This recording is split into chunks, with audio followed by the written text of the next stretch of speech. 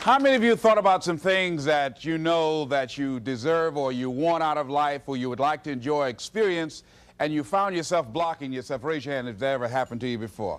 All right, very good. Here's what I want you to do. Shake somebody's hand on your right and your left, and here's what I want you to say. Whatever you're seeking, it's seeking you. It's seeking you. You can have it. You can have it. Give yourselves a round of applause, all right?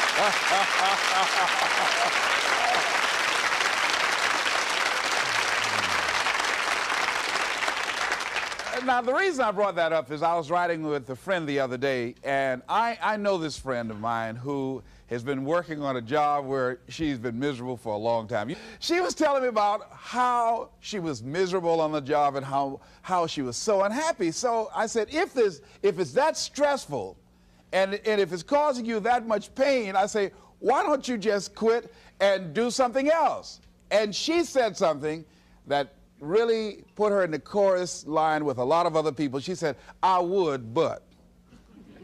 And then I started thinking about that. I said, let me take a poll. So I started talking to other people, and I would ask them what they were doing. And I said, but is that your passion? And they would say no. I said, then what's your real passion? And they would tell me what their real passion was. Then I said, well, then why aren't you doing what you really want to do? Oh, I can do it, but. And they would continue on. So this word, but just kept on coming up. And then it also has some friends like woulda and coulda and shoulda. And one day, I'm going to have my own business. Those people who talk about one day I'm gonna. Some of y'all know some of those one day I'm gonna people. Raise your hand. Some of you get up in the morning and look in the mirror at that person.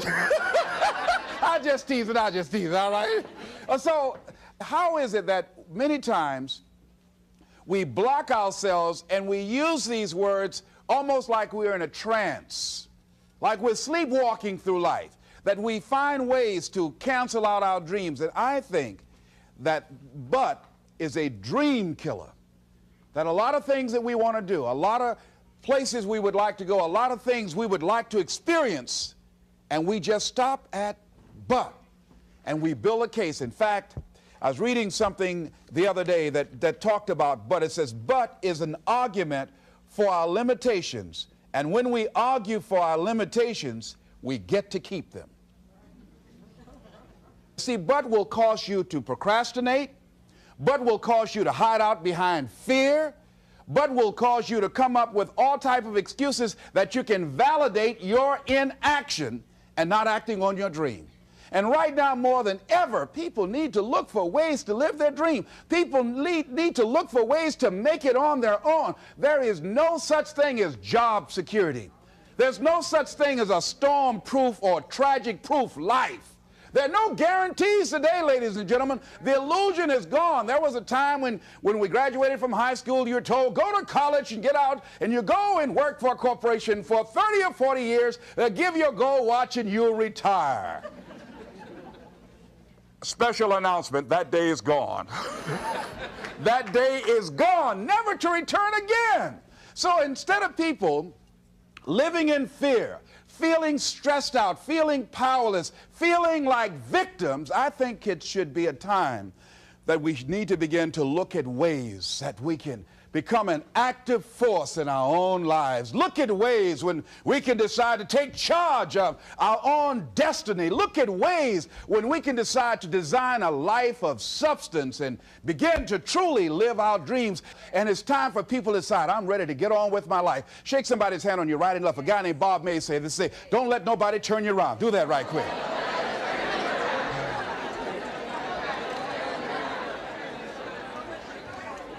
Now, a lot of people say, I'm going to live my life one day when things get right. When I get all my bills paid. When I get my feet on the ground. I say, what have you been walking on? See, there are no problem-free moments. A guy named Dimples had a record one time called, If It Ain't One Thing, It's Another. And I say, if it ain't one thing, it's 12 others. Always something there to build a case on why you can't move on, why you can't grow to the next level, why you can't begin to manifest your greatness, why you can't begin to live life on your terms. Always something there to block you, to keep you where you are, and keep you from beginning to develop your true greatness. Always some fear. How do we handle it? And I'm saying that if you've been hiding out behind but, if you've been using the fact that you don't have enough money or you don't have the education, take it head on. Go get the education. I was saying to a guy the other day who was saying, I said, how old are you? He says, 47 years old. I said, your sister tell me that you can't read. He said, that's right. I said, why? Well, you know, I didn't go to school. I said, excuse me, how old are you? I'm 47. 47? Yes. And you can't read or write? Yes. Have you ever heard of adult school, adult education? Have you decided that you should learn how to read to begin to expand your world? Why are you using that as a racket? Why don't you decide now that you're going to expand your world, that if other people can learn, you could learn too? Well, it's hard for me. Have you been and sit in a class yet? Have you signed up yet? No, I haven't. See, a lot of people say no, ladies and gentlemen, to things, and they don't even know what they're saying no to. They haven't even challenged themselves. He hasn't even gone to sit into a class and say, teach me how to read. Instead, it's been easier for him to go through life, he thinks, trying to play a whole con game, pretending he knows how to do something that he doesn't know how to do. And you know what? Most of us go through life like that. Most of us go through life pretending that we're satisfied where we are, pretending that everything is okay, pretending that we don't have any special goals or ambitions or desires, when really deep down inside we do really want more. But if you look at our behavior, if you judge based upon what we do, that really will tell you some true stories about people, because you have to judge a tree by the fruit it bears, not the fruit that it talks about. See, a lot of people pretend that they want more out of life, but all you have to do is watch their actions. That will tell you something. So I used to pretend that I wanted to lose weight, but how could you tell I was pretending? Watch me when I have a piece of sweet potato pie.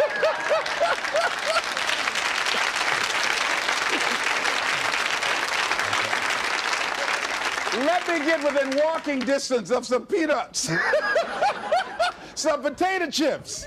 See, I was pretending that I really wanted to lose weight. No, all you do is watch what I eat. I'll tell you what I'm seriously committed to. People will tell you, oh yeah, one day I want to have a restaurant. See, they're pretending they want to go into business for themselves. They're not serious. How can you tell, Les? Watch their actions. Watch what they're doing. The proof is in the pudding. So if you want to do something, if you thought about something you want to do, take it head on.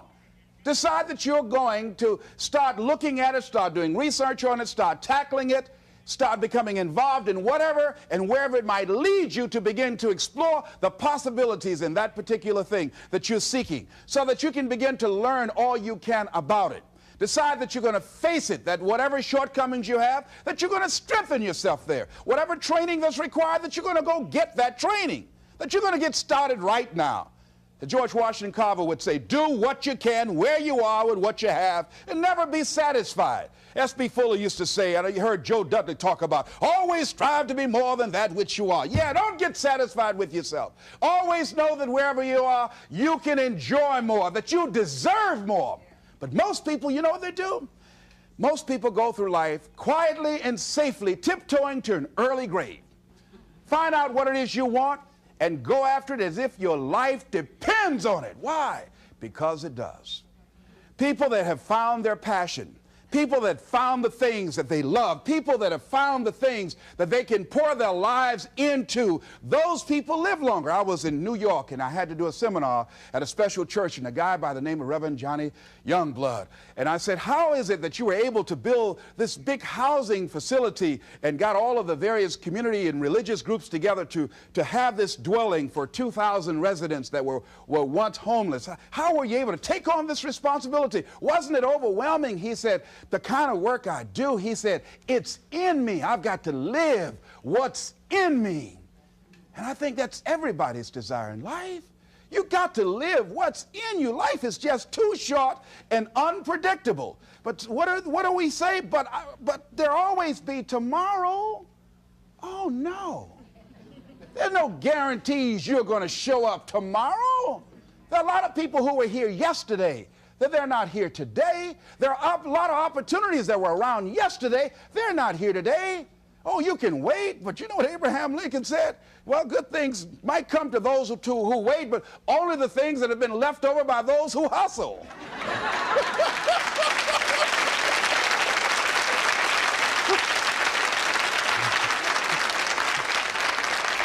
So who want to go through life picking up leftovers?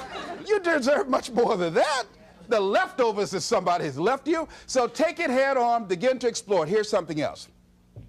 Decide to do it now. Decide whatever you want to do, that you are now going to become actively involved right now, exploring the possibilities for you. That you're going to look at it and do just a little bit of it right now. When I decided to become a speaker, I didn't just quit my job and just ran out and say, I'm a motivational speaker. No. What I did was I decided to start looking at other people that were involved in the speaking profession. I volunteered to work with some speakers so that I could learn. Whatever you want to do, get your feet wet.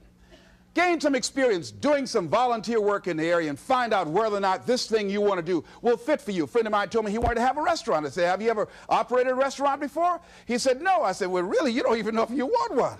I said, what's your expertise? What do you bring to the table? He said, I can cook real good. I said, well, what about the management side? What about the business part of the restaurant? You're not going to be cooking all the time. Somebody's got to receive the money. Who's going to manage the personnel? He said, you got it right. You got a point there. So this guy got a job in a restaurant in the evening time on a part-time basis. After doing that for a while, he said, you know what? I think I just want to be a chef. He said, after working there, people didn't show up to work. He said, it's hard to find the help. People weren't responsible. The headaches, the guests were just giving him problems day in and day out. They weren't ever satisfied. He said, no, I just think I'll stick to cooking. See, you got to find out what fits for you. Because you might decide that after you go up in there and examine it and experience it and get some experience under your belt on it, well, you say, this is really not what I want. This does not fit for me. So decide that you're going to do that. Now, John H. Johnson said something that's very important. He said, there's no defense against an excellence that meets a pressing public need. See, whatever you decide to do, look at it and find out what is it that I have that I could bring to the table that can begin to enable me to ensure that I could be successful in this. Where is the opening for you? There's room for you out here in the arena called life. There's room for you to come out and live your dream. Don't allow but to keep you in the corner, or keep you up in the bleachers, looking at life, being a spectator, not being a participant, making a difference in life. I believe that all of us came here with something. All of us showed up to give something, and that nobody's going to give that service that you have to give. No one's going to produce your product. No one's going to write your book. No one's going to open your academy. No one's going to begin to create your daycare with a special curriculum to help to cultivate the high self-esteem in our children. That's your idea. And if you don't bring your idea out here, when you die, all of us will suffer because we've been deprived of your genius because you allowed but to keep you in the bleachers and not pursuing your greatness. You take it to your grave with you. And that's what most people do. I think that's why the guy said that many people die at age 21 and don't get buried until they're 65. They're walking dead. You can tell them by the way they walk. How they look in the face. When they speak to you. I was giving a speech at this high school, and a lady came after school. She said, Mr. Brown, I want to talk to you about my son. I said, what is it? She said, he's not motivated. I said, I wonder why.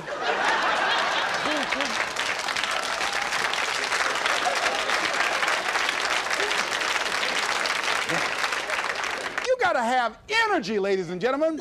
You got to have life. If you're excited about what you're doing, even in the area of selling, you know people don't buy because of logical reasoning. People buy because of your way of feeling. People don't like to be around dead people. No, let the dead bury the dead. No, keep them away from you before they grab you and want to hold on to you or something. So the fact that whatever you do, you want to be excited about it.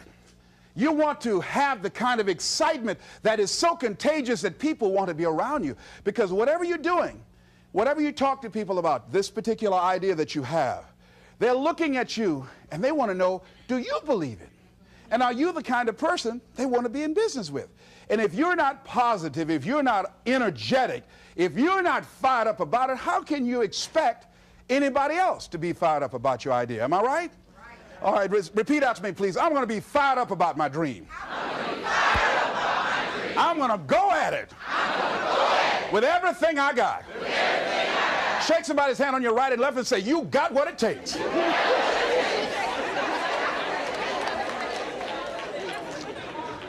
There are a lot of people who say, but I tried once or twice and it didn't work out. And so they use that as an excuse not to ever come out again.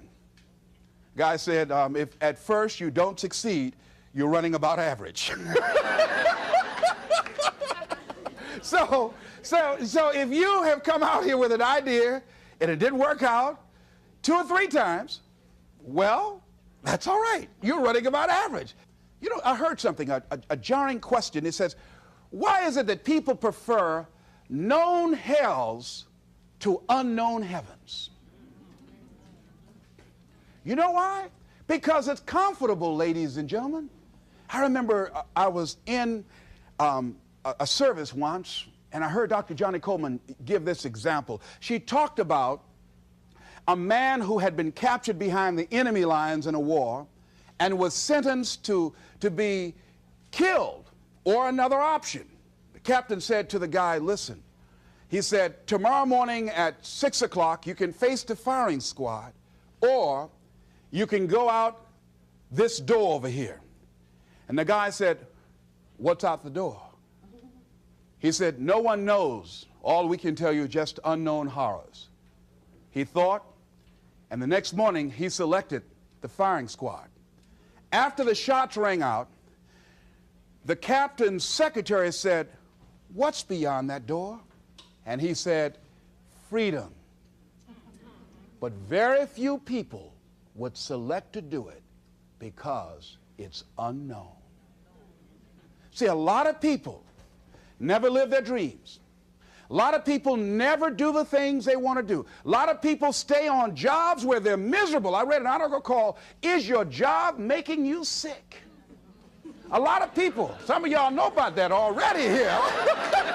So go on and say amen, it's all right. That one lady told me, she said, when I used to go to work, she said, when I stepped in the door, it felt like a refrigerator dropped on my shoulders. How many of y'all understand that kind of feeling? They were miserable, just hated to go after 60 minutes on Sunday afternoon. Or come Monday morning, my head used to throb. I just couldn't take it. Didn't want to go sometimes just for the heck of it. I just drive on by. Whew, I used to hate to go to work. Many of us choose an active living death. Many of us are walking dead. The walking dead. That we're not doing what we want to do. Many of us stay in relationships where we're dying together rather than growing and expanding and living together. We're miserable, but because we don't have the courage to see ourselves beyond that relationship that has turned toxic, we go through life living dead people. And you can always tell couples that have been together for a little while. Go in a restaurant, the ones sitting side by side, giggling and talking to each other, feeding each other with their fork and spoon, they just got together for 1 week.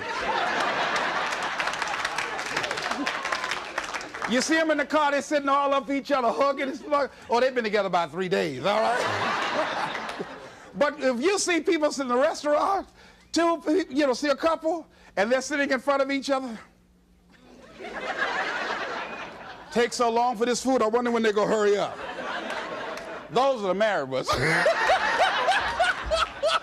but what if I know people have been married for years, living in 2 separate rooms, sleeping in 2 separate beds? Well, it's cheaper to keep it. Not necessarily. It's according to the price you want to pay.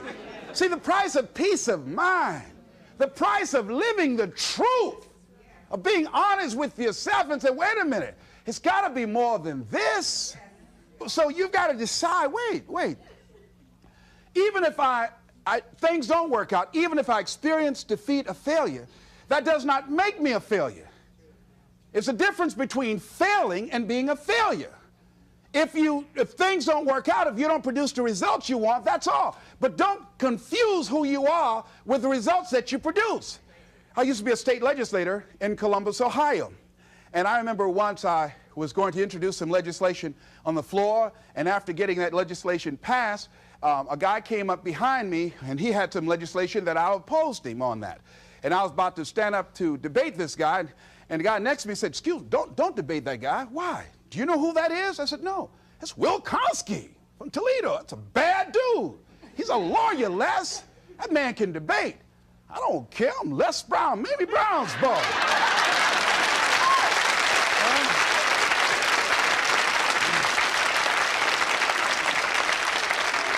So I raised my hand. "Mr. Speaker," he said, "the gentleman from the 29th House District." I said, "Yes, sir. To tell the gentleman I'd like to take him on. Challenge him on this legislation." He said, Will Kosky said, "I would more than like to, Mr. Speaker." Everybody would say, "Whoa." I asked him some questions. He responded. I say, I wonder why I asked that man that question. Will Kosky wore me out. I mean, I was so embarrassed, I just limped back to my room with my yes, I can attitude. However, here's what I learned. When you win, see, if I win a debate, I win because of what I know. When I lose because what I don't know. So I had to check out, what is it that I did not know? I wasn't prepared. I did not do enough research. I did not do my homework. So he handled me like he wanted to. So I came back again. I waited on some other legislation, did my homework, but he was more than able to take me out again. But pretty soon, each time it would become a little bit more difficult and a little bit more difficult. And the older guy said, "Would you argue in behalf of this legislation for me?" I said, "Sure." I started volunteering to do work in the legislative committees for the older guys. I said, "Absolutely."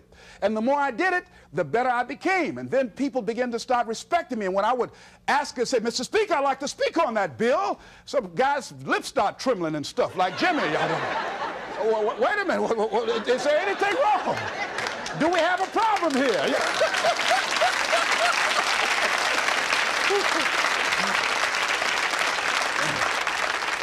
But if I wasn't willing to be humiliated, if I wasn't willing to allow myself to be embarrassed, if I wasn't willing to be debated and defeated, if I wasn't willing to look at it and say, well, I'm just not good as I'm going to be. You know what that lady say? "Lord, I ain't what I want to be, ain't what I'm going to be, but thank God I sure ain't what I was." Doesn't that make sense?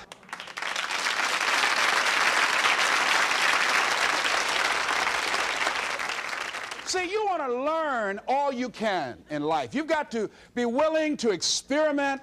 You've got to be willing to learn to dance with life. You know, Larry DeAndre said, if you don't learn to dance with life, life will pass you by and get another partner. I'm saying you're going to have to dance even if you don't want to.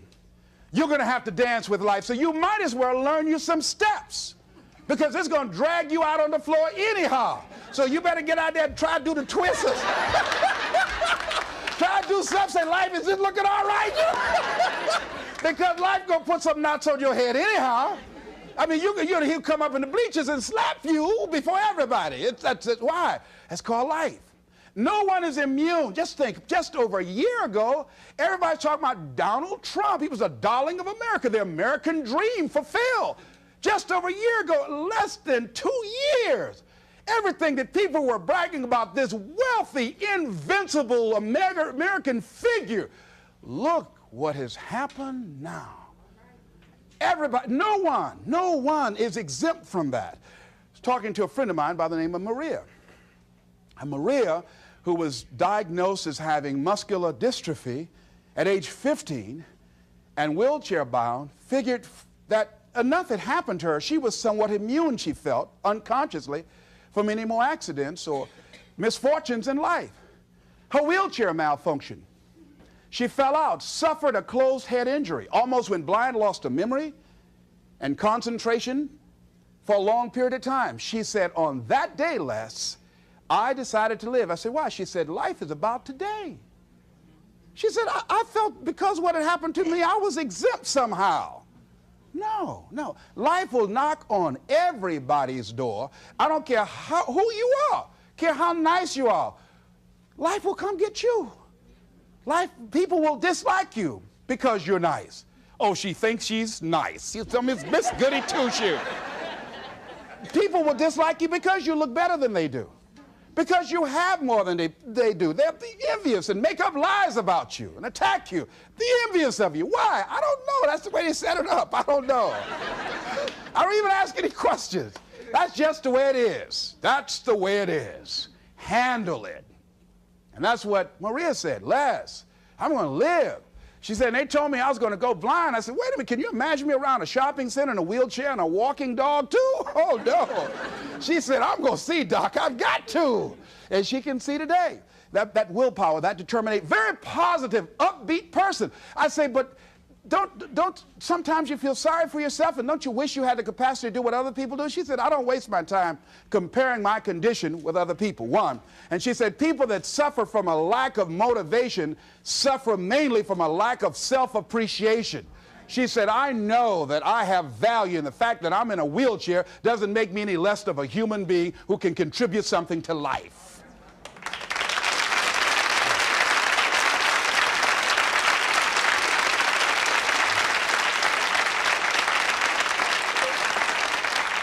And I'm saying that all of us can begin to affirm that my life is worthwhile. Doesn't matter what I've experienced, doesn't matter about what I don't have, doesn't matter about what I've gone through. What's important is that where I am right now, that I live life and I experience my life fully. She said, Les, before the accident, I wasn't living 100% of my life. I said, what were you living? She said, around 20%. And I said, you know what? I said, I know what that's like. See, if you go through life holding back, and most of us do, most of us, if we ask ourselves, have we done all we can do? Most of us will have to answer, no, we haven't. We've been holding back. We have ideas that we don't act on, things we want to do. We're afraid to take chances. We go through life trying to seek security and not coming outside of our comfort zone, and we take most of our stuff with us to the grave. And I'm saying that the fact that you're still here, that you're still breathing, you've got some more work, and you owe it to yourself. You owe it to yourself. So when you get up in the morning, that you can look yourself in the face and say, hey, I'm living my life on my terms. That's important. Not to give up on your dream, not to give up on yourself. Now, are there going to be some moments when you want to give up? Yes. Will there be some moments when it's going to seem like it's impossible?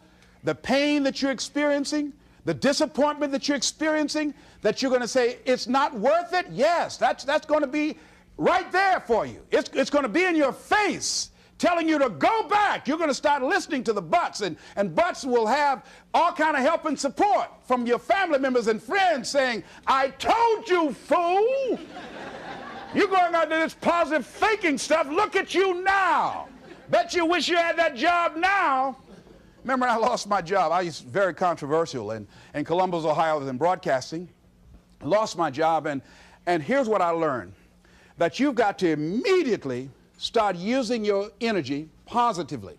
The old folks used to say, an idle mind is a devil's workshop. That's real.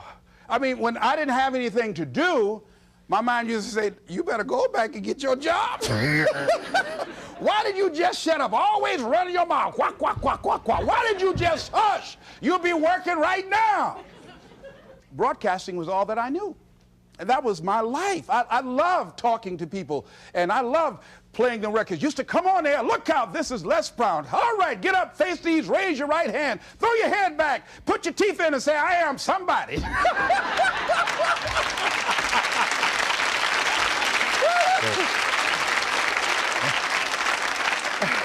Now, here's what you discover when you're real good at what you do. A lot of people find you to be a threat. They won't hire you. Oh, they want people in there they can control or dominate. So if you're a high-powered person, sometimes that can be a liability for you. So it was difficult for me to get a job in broadcasting. Did not get a job in broadcasting. Had to take another route. Had to begin to use my talents and abilities in another area. Wherever you are right now, I'm saying to you, you've got at least 3 or 4 or 5 talents that you are not even aware of right now. And you'll never be aware of them unless you come outside your comfort zone and challenge yourself to develop your talents and abilities, to see what it is that you might have a knack for, that you haven't discovered as yet. See, most people never discover their true potential or their other talents and abilities because they figure that they're one-dimensional. And they don't try and stretch themselves and learn more. Guys say, he who learns the most earns the most. See, if you start learning more things and finding out and experimenting with your life and finding out what else fits for you, here's what you discover, that as you start working with it, and the more you do it, the more you realize other ideas coming to you, the more creative you can become. And then you say, wait a minute, this comes much more easily than I realized. I've developed a knack and a style for this. See, a guy said to me, he said, if you develop your gift, see, you like to talk, you like people. I said, yeah. He said, if you develop your gifts, he said, your gifts will take you a long ways in life. And ladies and gentlemen, because I decided, so I used to be a jack of all trades and master of none. I tried to do everything. I used to be a disc jockey, state representative, community activist, used to do public relations work, used to promote shows, used to be an MC in a nightclub, used to own a nightclub, the Pink Pussycat in Columbus, Ohio. I did everything, sold insurance, you name it, door-to-door salesman. I did it all. But finally, I decided to focus my energy. I looked at all my talents and abilities. I said, well, I got to just find what's my one thing, what's my trump card, what's the one thing that I do better than I do anything else. I said, well, I like to do a lot of things. I like to promote, I like the MC, I like to talk, I like being a disc jockey, program director, I like being a community activist, I enjoyed being a state legislator, but I had to find one thing, and I found that one thing. I decided I was going to develop myself as a speaker. And I started following other speakers around. I started doing research. I would read about Marcus Garvey, Frederick Douglass, Booker T. Washington, Winston Churchill. The truth is incontrovertible. Malice may attack it, ignorance may deride it, but at the end, there it is. Carlyle, truth crushed to earth, shall rise again. I would follow Dr. Otis Moss. I read what Dr. Martin Luther King said. He's the greatest preacher in the world. I used to follow him. Of Charles Adams out of Detroit, Michigan. Any great speakers, I would follow them and watch them. I'd be in the back just checking them out. Used to watch Billy Graham on television, turn the volume down to watch his hand movements because he's so expressive with his hands. I just became a student of the area that I wanted to become involved in. I would go to the motivational rallies, join the National Speakers Association, and watching all these guys, and then I would work and practice in other areas and developing my own style. Sometimes I would imitate other guys, and eventually what you'll begin to do is that you emerge and develop your own style as you do it and work with and work with and work with and work with it. And I say to you, that is so exciting. People that are working on their dreams and developing themselves, they have a different kind of walk. They have different kind of energy. You can tell in the tempo of their conversation, they walk differently. They have a lot of energy. They have a glow about them. People that aren't working on their dream, see, you can tell in how their movement, their body language, their voice conversation, they're real slow. Hey, I'll just call. I wasn't doing nothing. Thought I'd call you. Well, don't do that over here. They look at a lot of television. What's on? I don't know. I'm just looking. No, no, you got to watch this. You don't want to be like that. You want to actively be involved in creating life and making it exciting for you. See, if you watch the news all day and read what's happening in the newspaper, you'll be scared to come out your house. Am I right? You'll be scared around here.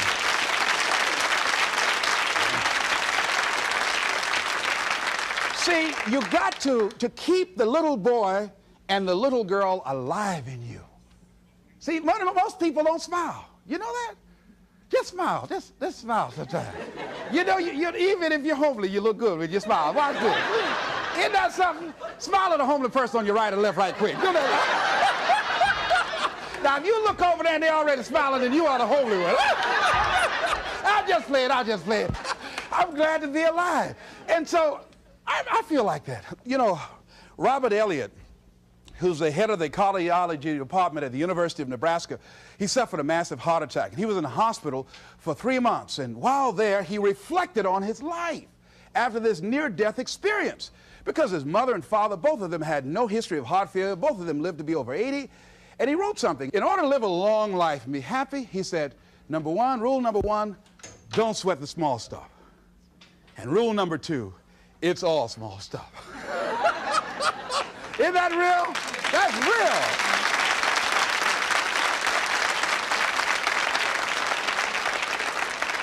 See, if you're working on your dream, sure there are going to be times you're going to want to give up. Sure there'll be times in life I'll knock you down and catch you on the blind side.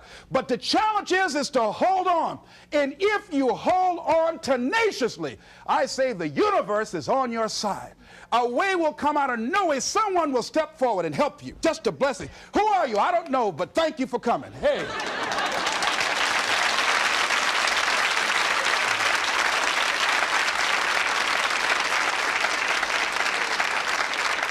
So don't allow the difficult and challenging times to demoralize you. I love to quote this guy, Charles Udall.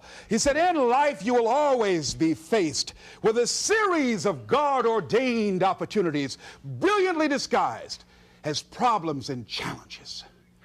And I'm saying, in your hands, you have ideas. You have been given something to bring to the universe that was not here before you showed up. See, nobody, ladies and gentlemen, is going to give Les Brown's speech. This is my speech. The motivator from Detroit, it's my speech. You can't take Mamie's boy. You can't take my speech. No, you got to go get your own speech. You can't come up here and take my speech. No. So I'm saying to you, can nobody take your good? See, that which is meant for you has your name on it. No one can take your good from you. That's you. That work you've been given, that idea that you've been given, if you don't come out here with that idea, no one's going to bring your idea out here. Whatever you're sitting on, whatever idea you're working on, whatever passion, you got to be like Johnny Youngblood. He said, hey, I've got to live what's in me. And let me tell you, I'm happier than I've ever been in my life. Why? I got peace of mind. You can't even put a price tag on that. I'm doing what I'm supposed to do.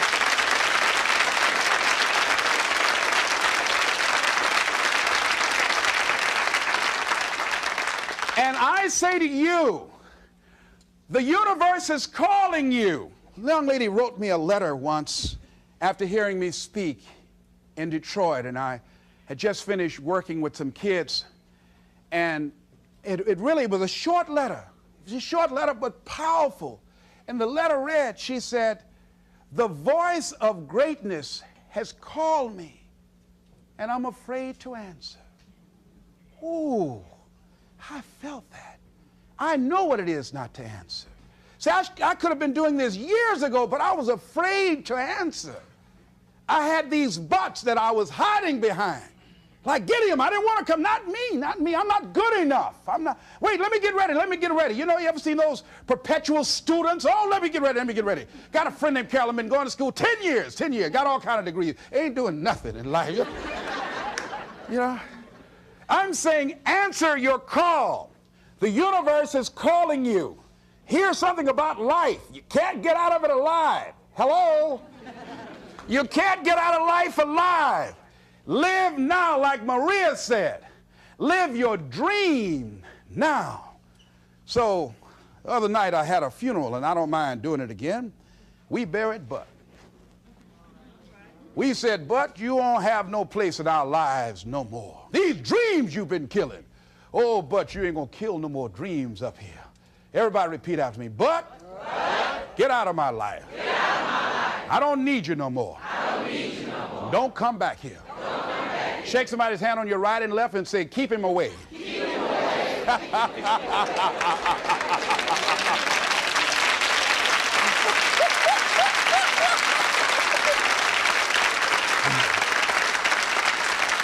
So finally I say, look at your life and decide that my life is beautiful, that my life is meaningful to me. I'm not exactly sure what I want to do, but because my life means so much to me, and there are no guarantees in life, I'm going to live as much as I can each day. I'm going to do what I can where I am right now. And whatever I shared with you, I read a book called It Works If You Work It. That's what Johnny Coleman said. See, if you don't decide to act on your dream, if you don't decide to make a decision to live your life, if you don't decide to step into your fears, if you don't decide to say yes to your life, it will never work for you. The time for just wishing is past. Time for doing, that's the time right now.